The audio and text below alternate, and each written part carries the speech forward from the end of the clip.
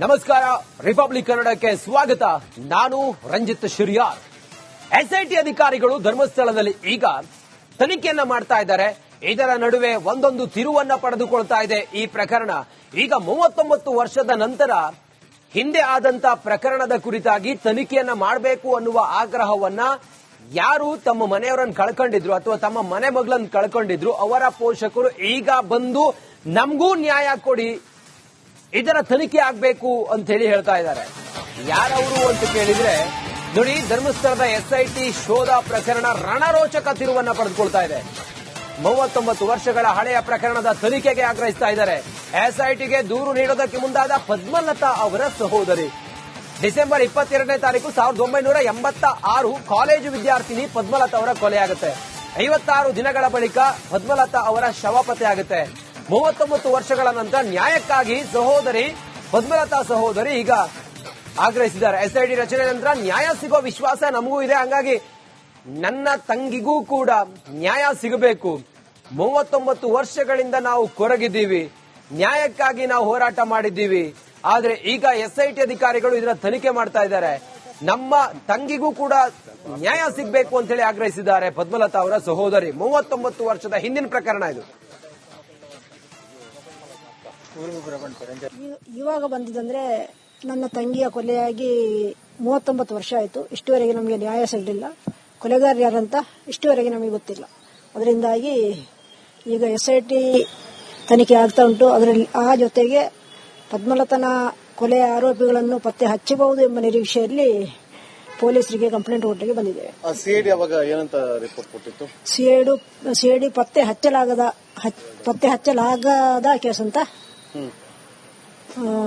ಇದು ಹಿಂಬರಹ ಕೊಟ್ಟಿದ್ರು. ಅದಾದ್ಮೇಲೆ ನೀವು ಯಾರು ಸಂಪರ್ಕ ಮಾಡಿದ್ರ? ಇಲ್ಲ.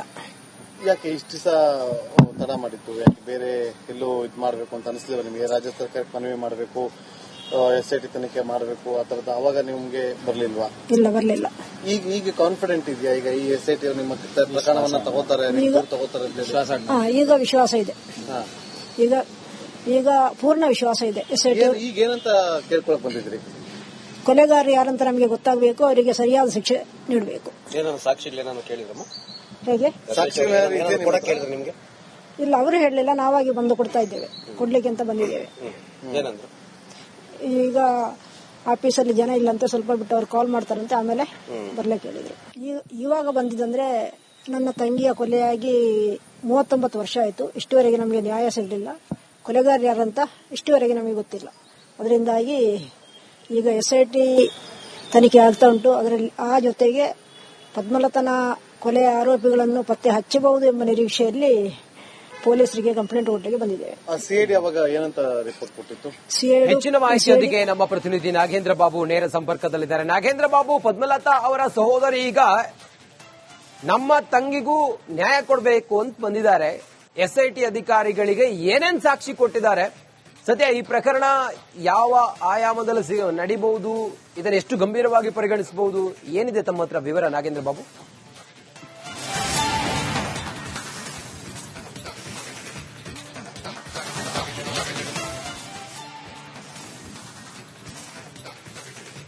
ರಂಜಿತ್, ನೋಡಿ, ಇವತ್ತು ಬೆಳಗ್ಗೆ 10:30 ಸುಮಾರಿಗೆ 38 ವರ್ಷಗಳ ಹಿಂದೆ ಮೃತಪಟ್ಟಿದ್ದಂತಹ ಪದ್ಮಲತಾ ಅವರ ಸಹೋದರಿ ಬಂದು 10:30ಗೆ ಎಸ್ಐಟಿ ತನಿಖಾ ತಂಡದ ಮುಂದೆ ಹಾಜರಾಗ್ತಾರೆ. ಅವರು ಕೂಡ ಒಂದು ದೂರನ್ನ ಕೊಡ್ತಾರೆ ಅನ್ನೋ ಮಾಹಿತಿ ಇತ್ತು. ಹಾಗಾಗಿ ನಾವು ಕೂಡ ಎಸ್ಐಟಿ ಕಚೇರಿ ಬಳಿ ಬಂದ್ವಿ. ಇವತ್ತು ಬೆಳಗ್ಗೆ ಅವರು ಎಂದಿನಂತೆ ಅವರು 10:30ಕ್ಕೆ ಬರ್ತಾರೆ, ಒಳಗಡೆ ಹೋಗ್ತಾರೆ. ಒಳಗಡೆ ಹೋದಾಗ ಅಲ್ಲಿ ಅವರನ್ನ ಎನ್ಕ್ವೈರಿ ಮಾಡಲಾಗುತ್ತೆ. ಜೊತೆಗೆ ಹಿರಿಯ ಅಧಿಕಾರಿಗಳು ಇನ್ನೂ ಕೂಡ ಬಂದಿಲ್ಲ. ಅವರು ಬಂದ ಬಳಿಕ ನಿಮ್ಮನ್ನ ಮತ್ತೆ ವಾಪಸ್ ಕರೆಸ್ಕೊಳ್ತೀವಿ, ಆಗ ಬಂದು ನಿಮ್ಮ ದೂರ ಏನಿದೆ ಅದನ್ನ ಕೊಡಬಹುದು. ಹಿರಿಯ ಅಧಿಕಾರಿಗಳ ಜೊತೆಯಲ್ಲಿ ನೀವು ಚರ್ಚೆಯನ್ನ ಮಾಡಬೇಕಾಗತ್ತೆ ಅಂತ ಹೇಳಿ ಅವರಿಗೆ ಸೂಚನೆ ಕೊಟ್ಟು ಹೊರಗಡೆ ಕಳಿಸಿದ್ದಾರೆ. ಹಾಗಾಗಿ ಅವರು ಇಲ್ಲೇ ಹೊರಗಡೆ ಒಂದು ಕಾದು ಕುಳಿತಿದ್ದಾರೆ. ಹಿರಿಯ ಅಧಿಕಾರಿಗಳು ಬಂದ ಬಳಿಕ ಅವರು ಹೋಗಿ ಮತ್ತೊಮ್ಮೆ ಅವರನ್ನ ಭೇಟಿ ಮಾಡ್ತಾರೆ. ನೋಡಿ, ಪ್ರಮುಖವಾಗಿ ಮಾಧ್ಯಮಗಳ ಜೊತೆ ಮಾತಾಡುವ ಸಂದರ್ಭದಲ್ಲಿ ಪದ್ಮಲತಾ ಸಹೋದರಿಯರು ಹೇಳ್ತಾ ಇದ್ರು, 1986ರಲ್ಲಿ ಕಾಲೇಜ್ಗೆ ಹೋಗಿ ವಾಪಸ್ ಬರ್ತಾ ಬರ್ತಾ ಇದ್ದಂತಹ ತನ್ನ ಸಹೋದರಿಯನ್ನ ಯಾರೋ ಅಪಹರಣ ಮಾಡಿ ಆಕೆ ಮೇಲೆ ಅತ್ಯಾಚಾರವೆಸಗಿ ಕೊಲೆ ಮಾಡಿದ್ದಾರೆ ಅಂತೇಳಿ ಗಂಭೀರವಾದಂತಹ ಆರೋಪವನ್ನ ಮಾಡಿದ್ದಾರೆ. ಇದೇ ಆರೋಪದ ಒಂದು ವಿಚಾರವನ್ನ ಕೂಡ ಅವರು ಬರೆದಿರುವಂತಹ ದೂರಿನ ಪ್ರತಿಯಲ್ಲೂ ಕೂಡ ಉಲ್ಲೇಖ ಮಾಡಿದ್ದಾರೆ. ಮತ್ತೊಂದು ವಿಚಾರ ಅಂತಂದ್ರೆ ನಾವು ಆಕೆಯನ್ನ ಸುಟ್ಟಿಲ್ಲ, ಹಾಗೆ ಹೂತಿಟ್ಟಿದ್ದೀವಿ, ಹಾಗಾಗಿ ಎಸ್ಐಟಿ ಮೇಲೆ ನಮಗೆ ಒಂದು ಭರವಸೆ ಇದೆ, ಅವರು ಈ ಒಂದು ಪ್ರಕರಣವನ್ನ ಕೂಡ ತೆಗೆದುಕೊಳ್ತಾರೆ, ಇದರಲ್ಲಿ ಯಾರೆಲ್ಲ ಆರೋಪಿಗಳಿದ್ದಾರೆ ಅವರನ್ನ ಅರೆಸ್ಟ್ ಮಾಡ್ತಾರೆ, ಒಂದು ನ್ಯಾಯ ಒದಗಿಸಿಕೊಡ್ತಾರೆ ಅಂತೇಳಿ ವಿಶ್ವಾಸ ಇದೆ ಅಂತ ಹೇಳಿ ಈಗ ಎಸ್ಐಟಿ ಕಚೇರಿ ಮುಂದೆ ಬಂದು ಅವರು ತಮ್ಮ ದೂರನ್ನ ಕೊಡೋದಕ್ಕೆ ಮುಂದಾಗ್ತಿದ್ದಾರೆ. ಹಾಗಾಗಿ ಆ ಒಂದು ದೂರಿನ ಅಂಶದಲ್ಲಿರುವಂತೆ ಪ್ರಮುಖವಾಗಿ ಹೂತಿಟ್ಟಿದ್ದೀವಿ, ಕಳೆಬರಹವನ್ನ ತೆಗೆದು ಆ ಮೂಲಕ ನೀವು ಸತ್ಯತೆಯನ್ನ ಪತ್ತೆ ಹಚ್ಚಬೇಕು ಅಂತ ಹೇಳಿ ಅವರು ಮನವಿಯನ್ನ ಕೂಡ ಮಾಡಿಕೊಂಡಿದ್ದಾರೆ. ನಾವು ಕೂಡ ಪ್ರಶ್ನೆನ ಮಾಡಿದ್ವಿ, ಏನಾದ್ರು ಸಾಕ್ಷಿಗಳಿದ್ರೆ ಕೊಡ್ತೀರಾ ಅಂತೇಳಿ. ಅವರು ಆ ಒಂದು ಎಸ್ಐಟಿ ಕಚೇರಿಗೆ ಹೊರಗಡೆ ಹೋಗಿ ನಾವು ಮೊದಲು ದೂರನ್ನ ಕೊಡ್ತೀವಿ, ಆ ಬಳಿಕ ಮತ್ತೊಮ್ಮೆ ಮಾತಾಡೋದಾಗಿ ಒಂದು ಮಾಹಿತಿಯನ್ನ ಕೂಡ ಕೊಟ್ಟಿದ್ದಾರೆ. ಹಾಗಾಗಿ ಈಗ ಎಸ್ಐಟಿ ತನಿಖಾ ತಂಡ ನೂರಾರು ಶವಗಳನ್ನ ಹೂತಿಟ್ಟಿರುವ ಸತ್ಯ ಶೋಧನೆಯಲ್ಲಿದೆ. ಇದರ ಜೊತೆಗೆ ಬೋಳಿಯಾರ ನಿವಾಸಿಯಾಗಿದ್ದಂತಹ ಪದ್ಮಲತಾ ಅವರ ಪ್ರಕರಣವನ್ನ ಕೂಡ ಈಗ ತೆಗೆದುಕೊಳ್ಳುತ್ತಾ ಮತ್ತೊಮ್ಮೆ ಈ ಒಂದು ಕೇಸನ್ನ ರೀಓಪನ್ ಮಾಡೋದಕ್ಕೆ ಎಸ್ಐಟಿ ಅಧಿಕಾರಿಗಳು ಮುಂದಾಗ್ತಾರೆ ಅನ್ನೋದು ಬಹಳ ಕುತೂಹಲ ಕೂಡ ಕೆರಳಿಸ್ತಾ ಇದೆ. ರಂಜಿತ್. ಓಕೆ, ಥ್ಯಾಂಕ್ ಯು ತಮ್ಮೆಲ್ಲ ಮಾಹಿತಿಗಾಗಿ ನಾಗೇಂದ್ರ ಬಾಬು.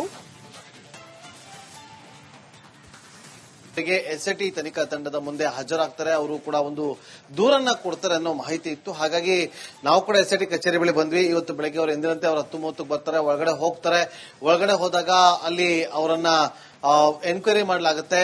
ಜೊತೆಗೆ ಹಿರಿಯ ಅಧಿಕಾರಿಗಳು ಇನ್ನೂ ಕೂಡ ಬಂದಿಲ್ಲ, ಅವರು ಬಂದ ಬಳಿಕ ನಿಮ್ಮನ್ನ ಮತ್ತೆ ವಾಪಸ್ ಕರೆಸ್ಕೊಳ್ತೀವಿ, ಆಗ ಬಂದು ನಿಮ್ಮ ದೂರೇನಿದೆ ಅದನ್ನ ಕೊಡಬಹುದು, ಹಿರಿಯ ಅಧಿಕಾರಿಗಳ ಜೊತೆಯಲ್ಲಿ ನೀವು ಚರ್ಚೆಯನ್ನ ಮಾಡಬೇಕಾಗತ್ತೆ ಅಂತೇಳಿ ಅವರಿಗೆ ಸೂಚನೆ ಕೊಟ್ಟು ಹೊರಗಡೆ ಕಳಿಸಿದ್ದಾರೆ. ಹಾಗಾಗಿ ಅವರು ಇಲ್ಲೇ ಹೊರಗಡೆ ಒಂದು ಕಾದು ಕುಳಿತಿದ್ದಾರೆ. ಹಿರಿಯ ಅಧಿಕಾರಿಗಳು ಬಂದ ಬಳಿಕ ಅವರು ಹೋಗಿ ಮತ್ತೊಮ್ಮೆ ಅವರನ್ನ ಭೇಟಿ ಮಾಡ್ತಾರೆ. ನೋಡಿ, ಪ್ರಮುಖವಾಗಿ ಮಾಧ್ಯಮಗಳ ಜೊತೆ ಮಾತಾಡುವ ಸಂದರ್ಭದಲ್ಲಿ ಪದ್ಮಲತಾ ಸಹೋದರಿಯರು ಹೇಳ್ತಾ ಇದ್ರು, 1986ರಲ್ಲಿ ಕಾಲೇಜ್ಗೆ ಹೋಗಿ ವಾಪಸ್ ಬರ್ತಾ ಇದ್ದಂತಹ ತನ್ನ ಸಹೋದರಿಯನ್ನ ಯಾರೋ ಅಪಹರಣ ಮಾಡಿ ಆಕೆ ಮೇಲೆ ಅತ್ಯಾಚಾರವೆಸಗಿ ಕೊಲೆ ಮಾಡಿದ್ದಾರೆ ಅಂತೇಳಿ ಗಂಭೀರವಾದಂತಹ ಆರೋಪವನ್ನ ಮಾಡಿದ್ದಾರೆ.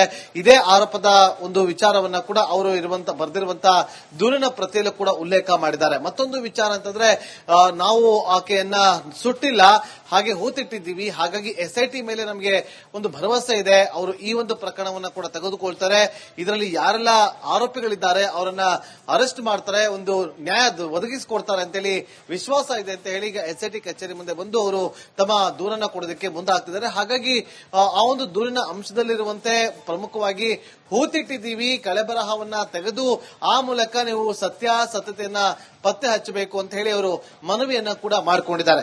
ನಾವು ಕೂಡ ಪ್ರಶ್ನೆನ ಮಾಡಿದ್ವಿ, ಏನಾದ್ರು ಸಾಕ್ಷಿಗಳಿದ್ರೆ ಕೊಡ್ತೀರಾ ಅಂತೇಳಿ.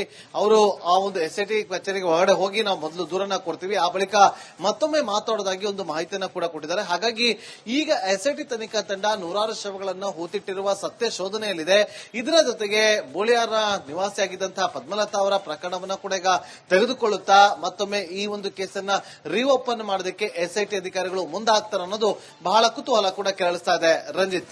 ಓಕೆ, ಥ್ಯಾಂಕ್ ಯು ತಮ್ಮೆಲ್ಲ ಮಾಹಿತಿಗಾಗಿ ನಾಗೇಂದ್ರ ಬಾಬು.